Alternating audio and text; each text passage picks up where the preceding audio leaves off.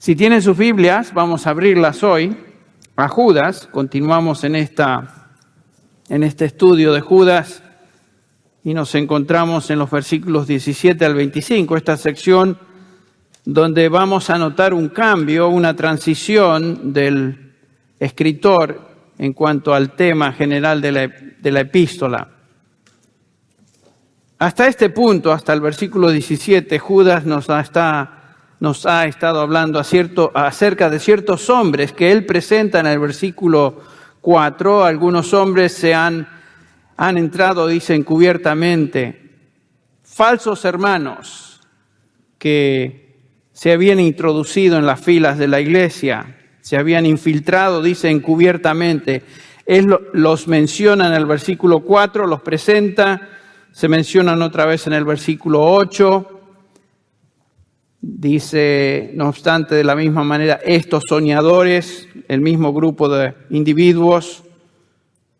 Versículo 10, también estos blasfeman, el mismo grupo, estos apóstatas que fueron introducidos en el versículo 4. El versículo 11 vuelve a repetir, ay de ellos.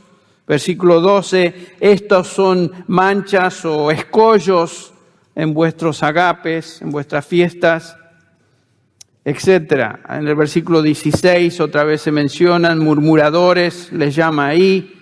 Pero noten que cuando llegamos al versículo 17, dice Judas, pero vosotros amados, y así comienza este pasaje, esta sección del versículo 17 hasta el final. Hay algunos comentarios más sobre esta gente, pero aparentemente nos hace notar Judas que él está cambiando el tono y se dirige ahora a los hermanos, a los creyentes en una forma particular. Y vamos a estar notando en esta sección que Judas nos ayuda a entender o nos enseña en cuanto a cómo sobrevivir en tiempos de apostasía. Cómo sobrevivir en tiempos de apostasía. En sus primeros años, la iglesia que se nos presenta ya en el capítulo 2 de Hechos, se nos enseña que los primeros cristianos en Jerusalén se habían dedicado a la doctrina de los apóstoles, ustedes recuerdan, a la oración, a la comunión unos con otros, al cuidado mutuo. Sin duda estos días fueron días muy especiales, sin comparación en la historia de la iglesia. Estos primeros cristianos tuvieron un impacto increíble en la iglesia, mejor dicho, en la sociedad en la cual ellos vivían allá en Jerusalén. Y nos dice, por ejemplo, el capítulo 2 de Hechos, versículo 46, que perseverando unánimes cada día en el templo, acuérdense que era un grupo de hermanos creyentes en Cristo Jesús, pero judíos, y todavía se reunían en el templo, y partiendo el pan en casas, comían juntos, dice, con alegría, sencillez de corazón, alabando a Dios, teniendo el favor de todo el pueblo, o con todo el pueblo, toda la ciudad los tenía en buena estima. Y nos dice el versículo 47 al final, y el Señor añadía cada día a la iglesia los que habían de ser salvos. Hechos nos enseña que esta iglesia que comenzó el día de Pentecostés con 3,000 almas, en pocas semanas se transforma o crece a una cantidad de más de 20,000 personas. En pocas semanas. Los primeros capítulos de Hechos nos dan esa crónica de esos preciosos días y el crecimiento realmente tremendo de esta iglesia infante. En esos días los apóstoles recibieron revelación del Espíritu Santo que miraba hacia el futuro de la iglesia, y en esa revelación estos hombres de Dios vieron y hablaron acerca de algo increíblemente triste que iba a suceder. En pocos años, algo realmente inimaginable iba a acontecer para esa primera generación de creyentes. La iglesia sería contaminada con falsa doctrina y varios abandonarían la fe. Imagínense. El crecimiento y la experiencia de esos primeros años de cristianismo se iba a ver afectado por la deserción de profesantes, por supuesto, de profesantes cristianos y la corrupción de la doctrina que había sido puramente enseñada por medio de los apóstoles. Me imagino que estos hermanos estaban absolutamente sorprendidos con este tipo de información, esta profecía. Esto nos trae justamente al texto que comenzamos en el versículo 17, donde Judas nos dice o habla a los creyentes de este primer siglo, estamos hablando del año 68, 70 más o menos, y dice así: pero vosotros, amados, a estos jóvenes, a esta primera generación realmente de creyentes, vosotros, amados, tened memoria de las palabras que antes fueron dichas por los apóstoles de nuestro Señor Jesucristo, los que os decían: en el postrer tiempo o en los últimos días habrá burladores que andarán según sus perversos o malvados deseos. Sin duda esta profecía fue un shock para estos creyentes. Me imagino que fue algo totalmente fuera de lo esperado para estos hermanos, quienes estaban disfrutando de una experiencia tan sublime de nuevos creyentes, el crecimiento de la iglesia, el amor entre hermanos, el cuidado mutuo, el gozo del Espíritu Santo. Sin duda fue algo totalmente inesperado escuchar que en el futuro algunos se apartarían de la fe. Y no solamente eso, sino que doctrina falsa se iba a introducir en la iglesia. Muchos de los que seguían o algunos de los que seguían a Jesús le darían la espalda y se irían de la congregación de los santos. 25 años después de esta carta de Judas, justamente en el libro de Apocalipsis tenemos las cartas del Señor, o lo que el Señor Jesucristo mismo escribe a las iglesias de Asia Menor. Y ustedes recuerdan que, por ejemplo, a la iglesia de Éfeso, Jesucristo le dice que había dejado su primer amor. A la iglesia de Pérgamo nos relata Apocalipsis que estaba llena de inmoralidad y herejía. La iglesia de Tiatira era impía al extremo. La iglesia en Sardis estaba muerta, que había sido aniquilada básicamente por apóstatas, por falsos maestros. La iglesia en Laodicea, el Señor Jesús dice que los vomitaría de su boca porque no eran ni fríos ni calientes. Noten, en pocos años, en el primer siglo de existencia de la iglesia cristiana, ya la iglesia estaba siendo afectada por toda esa doctrina falsa y algunos ya se habían apartado de seguir al Señor Jesús. Eso nos debe poner alerta, nos debe dar sobriedad en cuanto a nuestra fe y aún aquello que gozamos dentro de esta iglesia. Yo a menudo pienso, ¿qué va a pasar con esta gran iglesia a la cual pertenecemos, digamos, 30 años de aquí? No sabemos. Tenemos que orar que el Señor nos preserve, que el Señor preserve a sus líderes, que el Señor nos proteja. Todo esto ocurre en el primer siglo de la era cristiana. No pasó mucho tiempo hasta que la iglesia realmente se apartó de la verdad. Los apóstoles, sin embargo, advirtieron que esto iba a suceder. Pablo advirtió de eso, Pedro advirtió, Juan. La iglesia fue contaminada antes de sus primeros 100 años de existencia. Por supuesto, gracias a Dios, que la palabra de Dios nos enseña que siempre ha habido un remanente fiel. Siempre existe un grupo de creyentes verdaderos en cada generación que permanece fiel a la fe dada una vez y para siempre a los santos, como nos indica Judas. Gracias a Dios por eso. Los cristianos fieles siempre han sido soldados de la fe. Varios de nuestros himnos nos recuerdan eso. En cada generación, los seguidores de Cristo, los seguidores genuinos de Cristo Jesús, se han distinguido por un espíritu de combate. No para pelear, no somos peleadores por pelear, pero un espíritu de combate en cuanto a la defensa de la fe cristiana. Particularmente cuando esa fe está siendo atacada por enemigos del Señor Jesucristo. Hoy en día vivimos un ambiente donde aún los evangélicos quieren abrazar a todo el mundo. Y no queremos que que se nos enoje la gente, que la gente se sienta mal y estamos muy abiertos a aceptar a todo el mundo, no importa lo que crean. Eso no es un énfasis bíblico. Fuimos llamados a contender ardientemente por la fe apostólica, la fe a la cual se refiere, por ejemplo, los Hechos capítulo 2 que hemos mencionado. La fe que salva, la fe en el Señor Jesucristo. Hay un solo evangelio, hay un solo Salvador, hay un solo mediador entre Dios y los hombres, y hay un solo camino a Dios. Eso debemos defender. Los cristianos fieles entonces siempre se han distinguido por esto. Donde la verdad se predica, por supuesto, el padre de mentira trata de introducir y diseminar la mentira, la doctrina falsa, y por supuesto siempre vamos a tener que luchar. Cada generación de creyentes va a tener que luchar por la fe.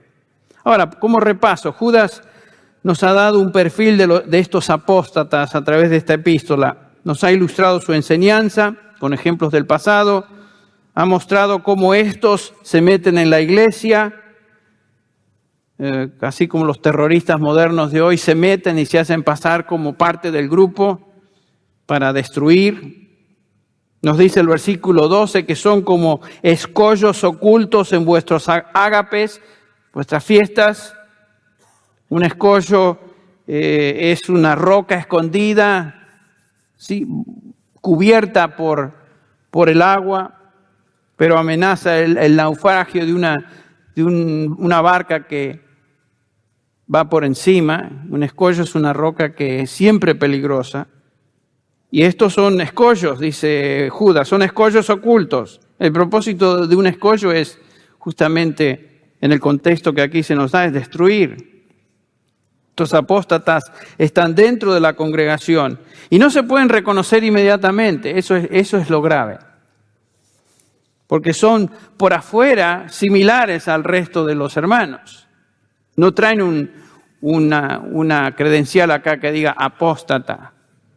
Soy apóstata. No, se imaginan, si fuera así, qué fácil sería. Son irreconocibles a primera vista, hasta que sus efectos nefastos, el resultado de su falsa doctrina, comienza entonces a verse y a observarse.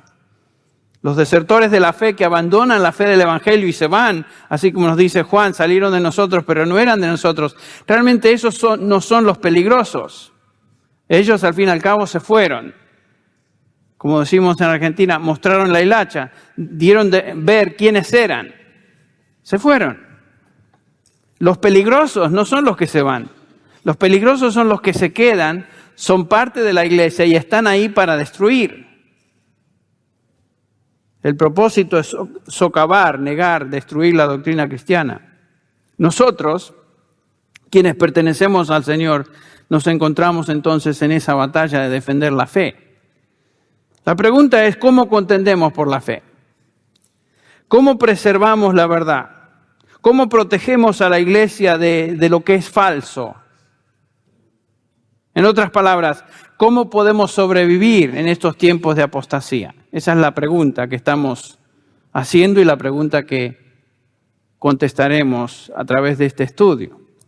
Judas va a contestar esta pregunta por medio de 4 elementos que nos prepararán y nos armarán para la batalla de la verdad. Hoy vamos a ver el primero de ellos, que se encuentra en el versículo 16 y 18. El primero de estos elementos es el llamado a recordar. El llamado a recordar. Dice el versículo 17, pero vosotros, amados, tened memoria de las palabras que antes fueron dichas por los apóstoles de nuestro Señor Jesucristo, los que os decían, y aquí está la profecía, en el postrer tiempo habrá burladores que andarán según sus malvados deseos. Lo que Judas nos está diciendo es, recuerden lo que ya fue predicho acerca de estos tiempos de apostasía.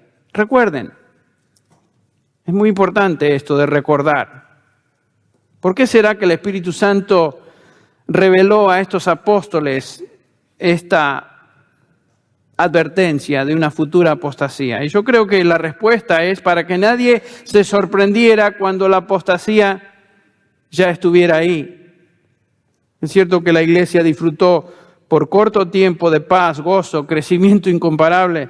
Es cierto que en ese contexto era difícil imaginarse que vendrían tiempos difíciles, como declara el apóstol Pablo, cuando algunos apostatarían de la fe. Pero eso fue predicho por los apóstoles.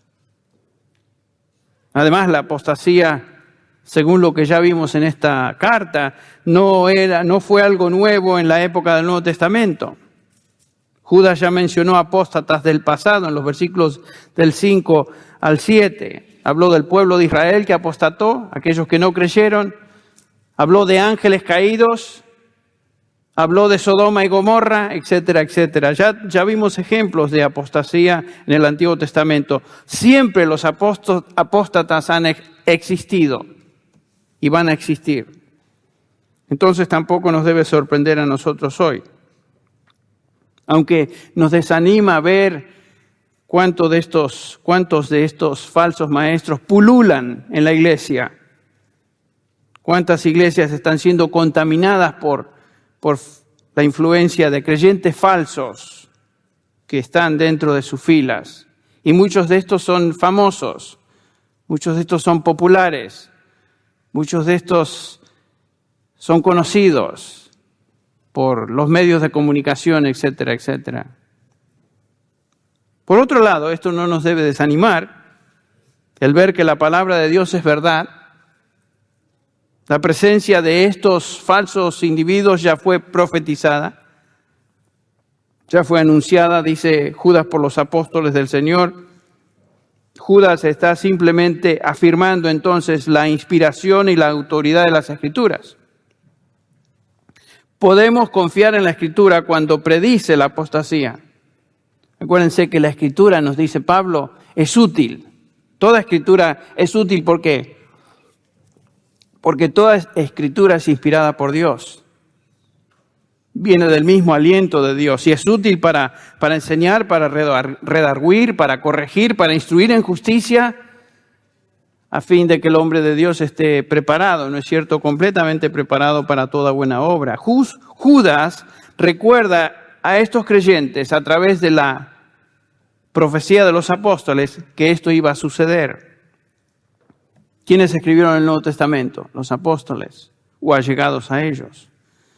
Pedro hace lo mismo. Ustedes recuerdan en 2 de Pedro 1, versículo 12. Por tanto, dice Pedro, siempre estaré listo para recordaros estas cosas, aunque vosotros ya las sabéis y habéis sido confirmados en la verdad que está presente en vosotros. Y considero justo, dice Pedro, mientras esté en este cuerpo, estimularos recordándoos estas cosas. Aunque ya sepáis, dice Pedro, quiero recordaros. Es mi responsabilidad, dice Pedro, como maestro, recordarles a ustedes lo que ya fue escrito, lo que ya fue enseñado. Parte de la enseñanza bíblica es justamente eso, ¿no es cierto? Una y otra vez estamos recordando, predicando, pasando por el mismo tipo de información que hemos escuchado en otros contextos, porque parte de la enseñanza bíblica es eso, recordarnos lo que ya fue escrito. Por eso lo repetimos. Usted dirá, bueno, yo ya escuché eso, ya se me ha enseñado eso. Bueno, es para el beneficio suyo que eso se vuelve a repetir, se vuelve a enseñar. Es para mi beneficio. ¿Saben por qué? Somos muy dados a olvidarnos.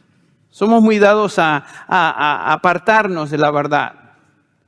Acuérdense que la Biblia nos llama ovejas. Y la oveja tiene, entre varias características, una, es muy lista a apartarse del redil, apartarse del resto y perderse y ser atacada por animales feroces, etc. O sea, es importante que recordemos. Pedro también continúa allá en el 2 de Pedro 1, el versículo 15, dice, también yo procuraré con diligencia que después de mi partida vosotros podáis en todo momento tener memoria de estas cosas. Entonces, es muy importante recordar las cosas que han sido predichas en la Escritura. para que cuando las veamos no seamos sorprendidos. Entonces, el primer elemento en defensa que nos ayuda a defendernos y vivir en estos tiempos de apostasía es justamente eso, recordar lo que ya fue escrito. Un creyente ignorante de la Escritura es un creyente que se expone a cualquier tipo de falsedad. Es presa fácil de los falsos maestros. Por eso debemos recordar, y debemos recordar lo que está escrito, no lo que a algún pastor o a algún individuo se le ocurre. Siempre debemos regresar al libro, a la palabra.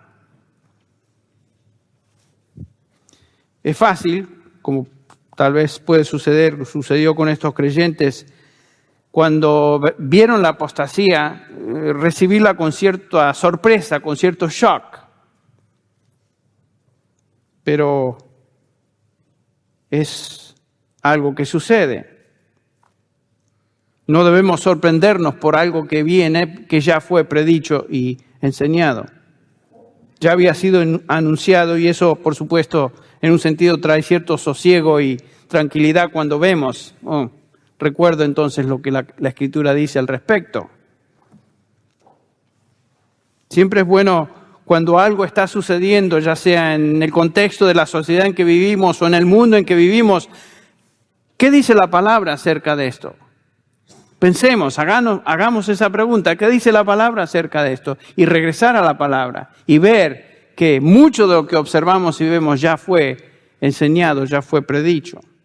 Entonces, noten en el versículo 17, Judas hace hincapié en el hecho de que esta apostasía fue enseñada por los apóstoles. Lleva a sus lectores a la fuente de su autoridad, los apóstoles. Acuérdense que este Judas no fue Judas Iscariote, este Judas era el medio hermano del Señor Jesús. No era un apóstol. Y dice, lo que yo les estoy diciendo fue predicho por los apóstoles. Entonces los lleva a la fuente autoritativa de información que es la doctrina apostólica, lo enseñado por los apóstoles. Judas era un escritor bíblico, sin duda, pero hace referencia a lo que ya fue predicho por los apóstoles. El Señor Jesús ya había predicho la apostasía. Cristo dijo allá en Mateo 24, mirad que nadie os engañe, recuerdan ustedes las palabras, porque vendrán muchos en mi nombre diciendo yo soy el Cristo y a muchos engañarán. Ya fue predicho. De manera singular, Pablo subraya esta realidad cuando habla de, allá en 2 Corintios 11, de falsos apóstoles. Dice, obreros fraudulentos que se disfrazan como apóstoles de Cristo. Ven, los apóstatas, los falsos maestros, nunca se disfrazan de personas perversas. Se disfrazan como apóstoles de Cristo. Y no es de extrañar, dice Pablo, pues aún Satanás se disfraza como ángel de luz. Por tanto, no es de sorprender que sus seguidores también se disfracen como seguidores de justicia, cuyo fin será conforme a sus obras. Yo recuerdo cuando tenía unos 19 años tal vez, que llegó a esta zona del sur de California un famoso evangelista de apellido Trecani, de allá de Argentina, que decía que era sobrino del Papa en esos días, que se había convertido al Evangelio, que tenía un ministerio, recuerdo, precioso según él, allá creo que era al sur de Argentina, por Chubut, por ahí, algo así que uno no conocía el lugar. Y me acuerdo que entró a varias iglesias, haciéndose pasar por el sobrino del Papa, convertido al Evangelio. Y vino a nuestra iglesia, me acuerdo, allá en Long Beach, que vos conocés. Y me acuerdo que muy aparatoso el tipo, muy así, haciéndose muy el piadoso, se arrodillaba enfrente de toda la congregación para que lo vean. Y levantaba los brazos, y uno diría, qué bárbaro, qué santo este tipo. No, yo era un jovencito, yo era un joven, y yo me impresioné con este tipo. Y mi mamá ya lo olía mal. Mi mamá, para eso, ya le dijo a mi papá, ¿sabes qué? Este es un fraude. Le dijo, me acuerdo que le dijo a mi mamá. Pero nosotros, mi papá más o menos así, y yo impresionado. Pero cuando supimos que desfalcó y fue un fraude y quitó dinero a quién sabe cuántos hermanos, iglesias, y fue una persona que se abusó de un par de niños, de pastores. Tuve un dolor en el corazón. ¿Cómo es posible? Yo me hacía la pregunta, ¿cómo es posible que una persona que aparentemente es tan santa sea tan perverso? Y me acuerdo que este pasaje me habló a mí. Dice que se disfrazan como ángeles de luz, así como Satanás se disfraza. Por supuesto. No iba a venir diciendo que era un perverso disfrazado de Satanás. Era hijo de Satanás, pero se disfrazó como un ángel de luz. Su disfraz era decir que era el sobrino del Papa. Entonces dice Pablo que vendrán falsos emisarios de Cristo, que se harán pasar por apóstoles de Cristo, enviados al Señor Jesucristo. La apostasía viene, dice Pablo, no se sorprendan. Yo estaba totalmente sorprendido en esos días, tal vez porque no conocía la palabra como la conozco hoy, pero estaba sorprendido. 1 Timoteo 4:1 dice Pablo, el Espíritu Santo dice claramente que en los últimos tiempos algunos van a apostatar de la fe. Eso es claro. Prestando atención a espíritus engañadores y a doctrinas de demonios. Yo no fui engañado. Tal vez, como muchos creyentes, por un momento fuimos un poquito turbados, pero los creyentes verdaderos no apostatan de su fe, pero sí pueden ser turbados. Al final de esta epístola de 1 Timoteo 6, dice, oh Timoteo, guarda lo que se te ha encomendado, evitando las profanas pláticas sobre cosas vanas y los argumentos de la falsamente llamada ciencia. Estos tipos impresionan con su conocimiento aún bíblico, de historia y diciendo cosas que para impresionar, la cual profesando algunos se desviaron de la fe, dice Pablo. Allá en 2 Timoteo 3:1 dice, también debes saber esto, que en los postreros tiempos vendrán días peligrosos. ¿En qué consiste el peligro, Pablo? Porque algunos hombres serán amadores de sí mismos, avaros, jactanciosos, soberbios, blasfemos, desobedientes a padres, ingratos, irreverentes. Y sigue, ¿no? Teniendo apariencia de piedad. Eso es lo clave. Por eso son irreconocibles a primera vista, porque tienen apariencia de piedad. Pero habiendo negado su poder, estos también se oponen a la verdad. No predican la verdad, se oponen a la verdad, predicando falsedad. Hombres de mente depravada, dice Pablo, reprobados en lo que respecta a la fe. Este Trecani era una descripción, era un ejemplo vivo de lo que aquí estamos leyendo. Y Pedro advierte que vendrán falsos maestros que introducirán herejías destructivas y muchos seguirán sus disoluciones y el camino de la verdad será blasfemado. Imagínense cuántas iglesias sufrieron por este sinvergüenza. Cuántas personas que estaban ahí al borde de tal vez del evangelio, de seguir a Cristo o no seguir a Cristo, cuando vieron esto, dicen, estos evangélicos, mira, bola de sinvergüenzas. El evangelio fue blasfemado por este individuo. Y siempre es así, con estos falsos maestros. Juan dice, amados, no creáis a todo espíritu, estaremos hablando de eso el próximo miércoles, sino probad los espíritus si son de Dios.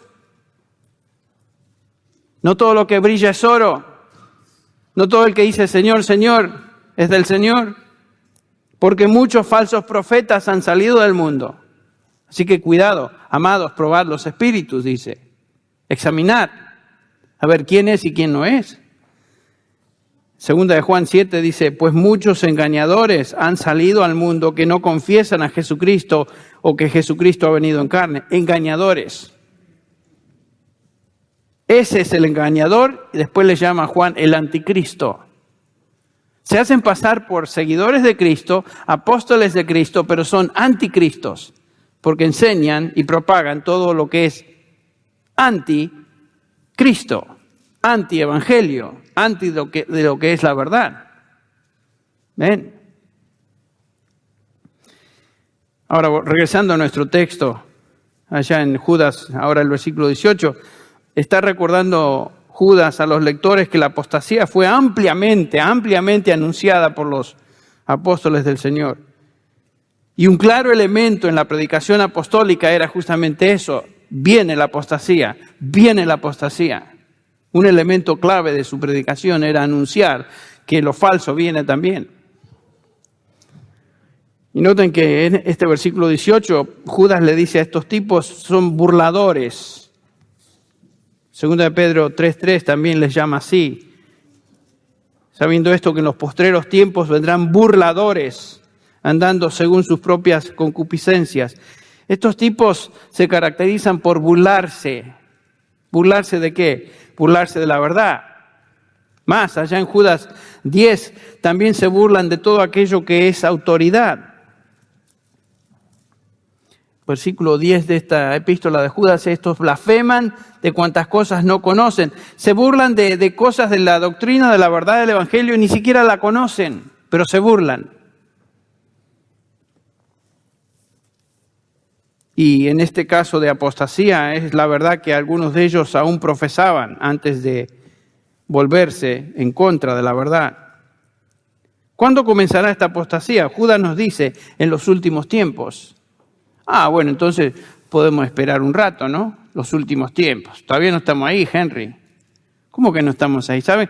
La frase últimos tiempos es una frase técnica en el Nuevo Testamento que se refiere a la época mesiánica, entre la primera venida de Cristo y su segunda venida. A partir de la primera venida de Cristo ya nos encontramos en los últimos tiempos. Y por supuesto, en la medida que el tiempo transcurre, más nos acercamos a su segunda venida. Así que estamos en los últimos tiempos, estamos en esos postreros días que nos dice Juan. Pablo utiliza esta frase, por ejemplo, en 2 de Timoteo 3:1, puedes saber esto, que en los últimos días vendrán tiempos peligrosos o difíciles. Timoteo. Santiago también lo repite, habéis acumulado tesoros para los días postreros. 1 Pedro 1:5 dice que sois guardados por el poder de Dios mediante la fe, para alcanzar la salvación que está preparada para ser manifestada en el tiempo postrero. Y hablando de Jesucristo, dice el versículo 20, ya destinado desde antes de la fundación del mundo, pero manifestado en estos postreros tiempos, Cristo. 1 Juan 2:18, hijitos, ya es el último tiempo. Y según vosotros oísteis, viene el anticristo. Aún en Hebreos capítulo 1, pasaje clave para entender esto de los últimos tiempos, dice Hebreos 1, Dios habiendo hablado de muchas maneras, muchas veces y de muchas maneras, en otro tiempo a los padres por los profetas, en estos postreros días, nos ha hablado por el Hijo. Los postreros días, los últimos días, comenzaron cuando Dios envió a su Hijo a este mundo, cuando Él vino por primera vez. La profecía es que en los últimos días habrá apostasía, hombres burladores que vendrán y contaminarán a muchos. Entonces no nos debe sorprender. Esto viene y estamos en eso y van a continuar. Y dice acá que estos se van a burlar de la ley de Dios, se van a burlar de la segunda venida. ¿Se acuerdan de lo que dice Pedro? Estos burladores dice, ¿dónde está la promesa de su venida? A ver, cuénteme. ¿A dónde es que viene Cristo? ¿Cuándo viene? Porque dicen ellos, porque desde que los padres durmieron, todo continúa tal como estaba desde el principio de la creación. ¿Dónde está el cambio? ¿Cuándo viene Jesús? Ustedes que creen en la segunda venida de Jesús. Y estos niegan la segunda venida. ¿Saben por qué lo niegan? Yo creo que fundamentalmente los apóstatas, los falsos maestros, niegan la segunda venida de Cristo porque la segunda venida de Cristo tiene que ver ¿con qué? Con juicio, con condenación. Por supuesto, estos tipos no quieren saber nada de juicio y condenación. Ya en el versículo 15 de esta epístola nos dice Judas que el Señor viene para hacer juicio contra todos y dejar convictos a todos los impíos de todas sus obras impías que han hecho impíamente y de todas las cosas duras que los pecadores impíos han hablado contra Él.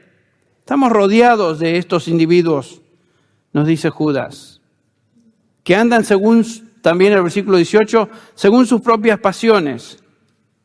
Viven según los apetitos de su carne, no en santidad. En un sentido, podemos reconocer a un apóstata y protegernos contra él recordando o viendo, observando sus vidas. Porque uno puede engañar a la gente por un corto tiempo, pero no puede engañar a la gente siempre. Podemos notar su vida corrupta si nos acercamos a ellos, como este individuo que les mencioné. Demostró que era un corrupto en unos meses, corto tiempo. Pero ya había defraudado a cientos de personas.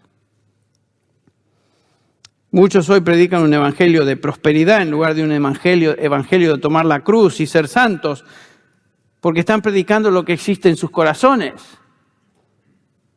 Están llenos de los deseos de la carne, los valores del mundo y del amor al dinero, como dice Pablo. Por supuesto, hablan de la prosperidad. Y los incautos que escuchan le mandan ofrendas. Y se llenan de dinero. Claro que hablan, y vos das, y si vos das tanto, Dios te va a dar más. Naranjas. Pero la gente sigue dando. Aman las cosas del mundo y no las cosas de arriba, estos tipos. Pablo nos dice que nuestra mira no debe ser en las cosas de esta tierra. Nos dice Colosenses 3:2, poned la mira en las cosas de arriba, no en las de la tierra, porque habéis muerto y vuestra vida está escondida con Cristo en Dios. Juan, otro apóstol, repite, no améis al mundo ni las cosas que están en el mundo. Si alguno ama al mundo, el amor del Padre no está en él. Si vos abrazás las cosas del mundo y amás a las cosas del mundo, el amor del Padre no está en ti. Fácil de ver eso, porque todo lo que hay en el mundo, la pasión de la carne, la pasión de los ojos y la arrogancia de la vida, no proviene del Padre, sino del mundo. El mundo pasa y también sus deseos, pero el que hace la voluntad de Dios permanece para siempre. El mundo es temporal, y si vivimos por lo que el mundo ofrece o da, es todo lo que gozamos, entonces pasaremos una eternidad fuera de lo que realmente vale, que es Dios. Esta es la predicación apostólica. Qué contraste con aquellos que predican un mensaje materialista que refleja sus pasiones y deseos mundanos. Prosperidad, prosperidad, prosperidad. Noten algo más que Judas dice en el versículo 19 de estos individuos. Estos son los que causan divisiones, los sensuales que no tienen al Espíritu. ¿Qué es eso de causar divisiones? Bueno, es obvio, para comenzar, que una persona que enseña falsa doctrina va a causar división, porque la doctrina, o sea, lo falso no se mezcla con la verdad, así como el aceite no se puede mezclar con el agua.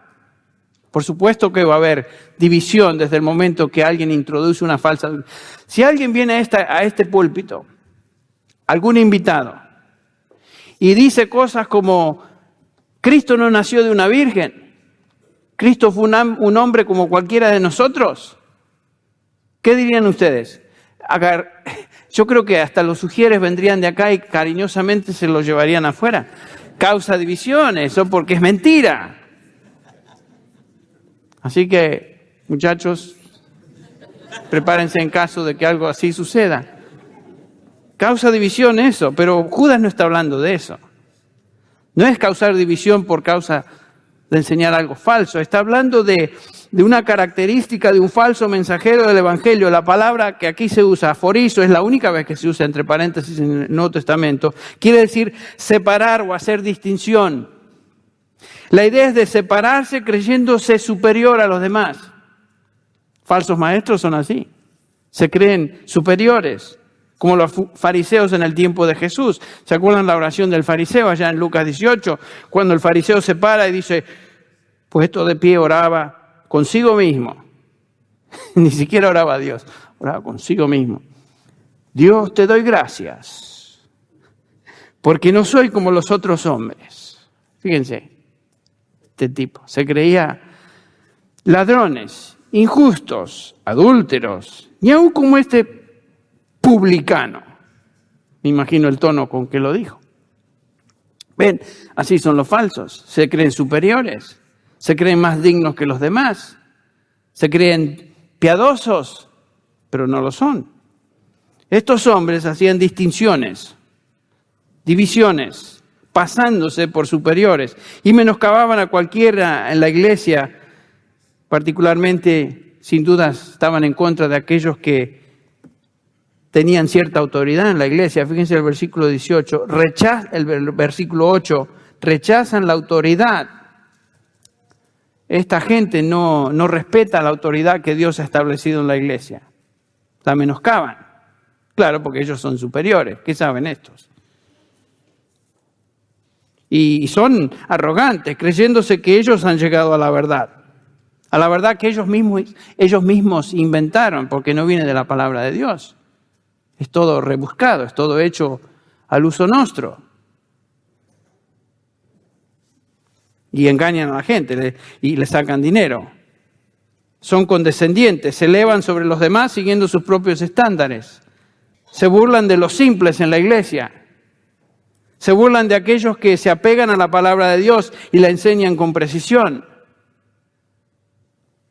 Hablan de los verdaderos cristianos como personas sin educación. Cristianita, esos que saben.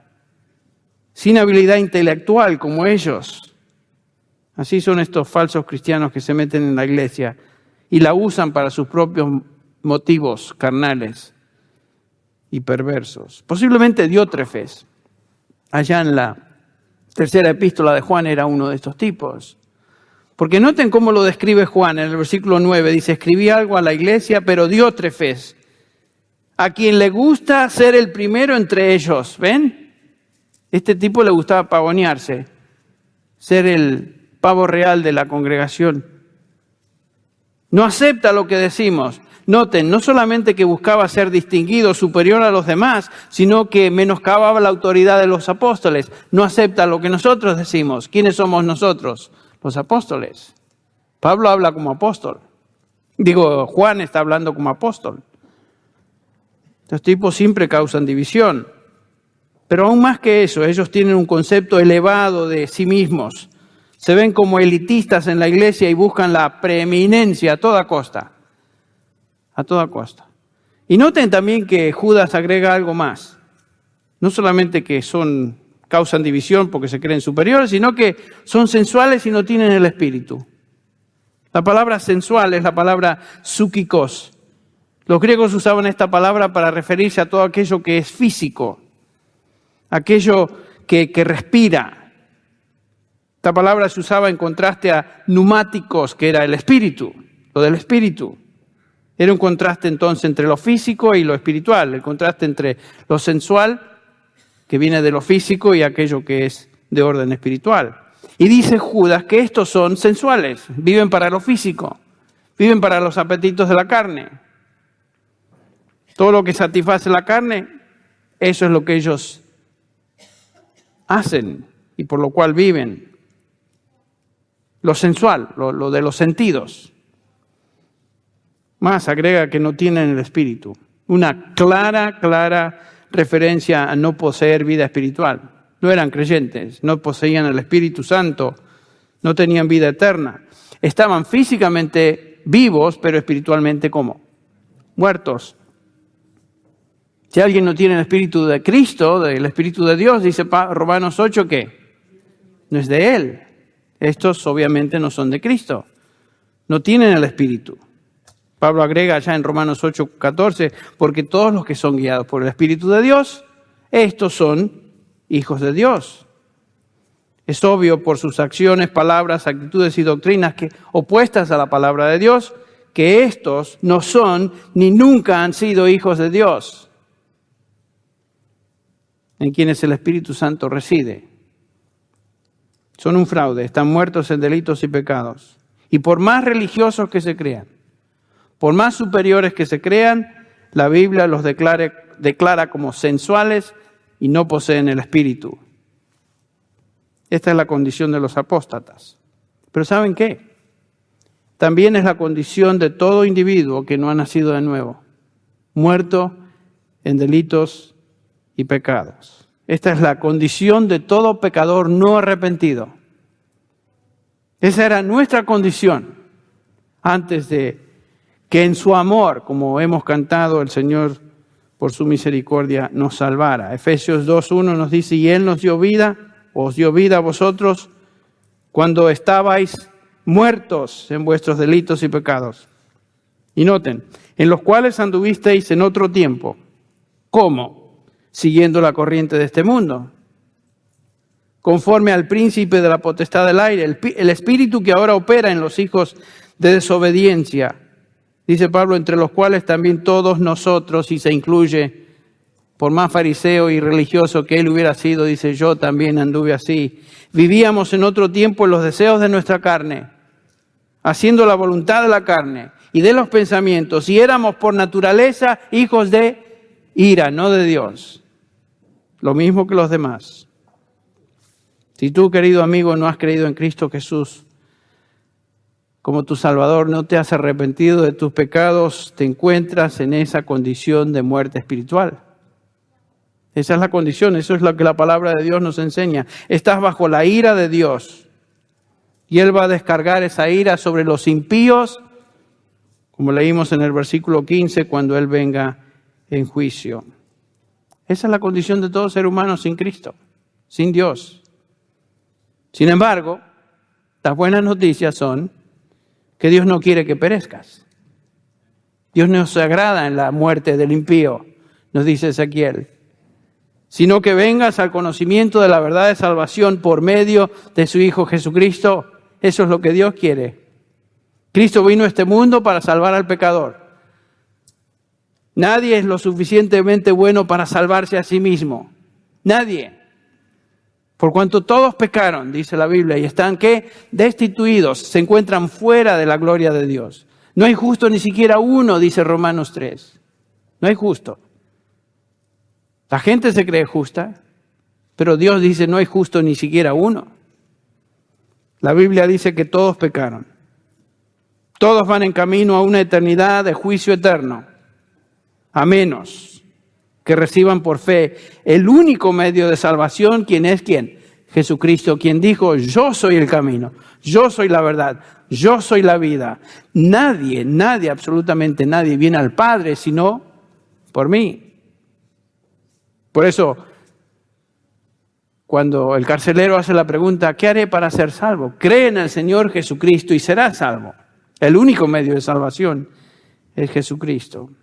Ven a Él hoy si no conoces a Cristo, si no te has arrepentido de tus pecados. Ven a Cristo Jesús hoy, reconociendo tu pecado, tu bancarrota espiritual, tu incapacidad de salvarte a ti mismo.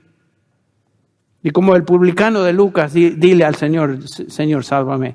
Sé propicio a mi pecador. Sé propicio a mi pecador. No como el fariseo que dijo, gracias que no soy como el resto de la gente, porque yo soy una persona buena. No te creas bueno. Hay un solo bueno, y ese es Dios. Ven a Él humildemente y en contrición. Pide que el Señor te salve hoy. Y el Señor promete, el que a mí viene con esa actitud, yo no lo echo fuera. Pero tenemos que venir a Cristo bajo sus condiciones, no utilizando mis condiciones. Y será salvo. Vamos a orar. Señor, te damos gracias en esta mañana por tu palabra, la cual nos redarguye, como hemos visto, nos instruye, nos prepara, nos capacita, pero también nos golpea. Señor, y es cierto, como tu palabra nos enseña, que hay un día de juicio venidero. Entre tanto, tú ofreces misericordia y tu gracia todavía está al alcance de aquellos que no se han arrepentido. Pedimos hoy, Señor, que tú concedas luz a corazones, concedas arrepentimiento y salvación. Tal vez algún pecador, alguna pecadora que viene a ti arrepentido. Señor, bendice ahora este tiempo que pasaremos recordando